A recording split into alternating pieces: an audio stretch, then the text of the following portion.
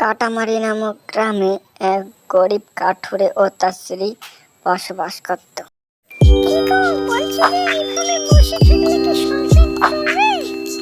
রামলাল তার গিন্নিকে কিছু না বলে সে চলে গেল এক গভীর বনের উদ্দেশ্যে কাঠ কাটার জন্য।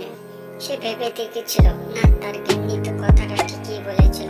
তাই সে তাকে কিছু না বলে চলে আসলো গাছ কাটার জন্য। রামু যখন বাড়ি ফিরছিল তখন দেখতে পেল এক সাধু বাবা তার কাছে কিছু চাইছে। বাবা, আমি যে বড়ই ক্ষুধার্ত, বহুদিন হয়ে গেল কিছু খাইনি, আমায় কিছু খেতে দে বাবা। তারপর রামু সেই সাধু বাবাটির কাছে গিয়ে তার সঙ্গে কথা বলতে লাগলো। কে বাবা আপনি এই গভীর বনে একা কি করছেন? রামুর কথা শুনে সাধু বাবা তখন জবাব দিল, বাবা, আমি কৈলাস থেকে এসেছি বাবা, বহুদিন ধরে কিছু খাইনি, তুই আমায় কিছু খেতে দিবি? তারপর রামু বলল, আমি যে নিরুপায় বাবা, আপনাকে দুমুঠো অন্ন দেওয়া ছাড়া আর কিছু দেওয়ার সাধ্য নেই আমার।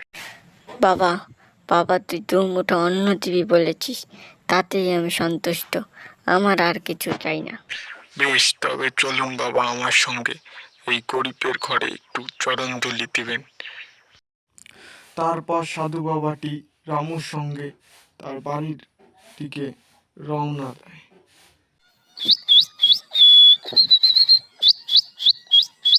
রামু তার গিন্নিকে সব কথা খুলে বলতে লাগে।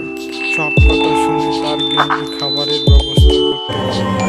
সাধু বাবা অন্ন গ্রহণ করার পর তাদের আশীর্বাদ দিয়ে গেল যে তাদের আর কোনোদিন কষ্টে থাকতে হবে না। সেই সাধু বাবার কথা মতে তারা আর গরিব রইল না।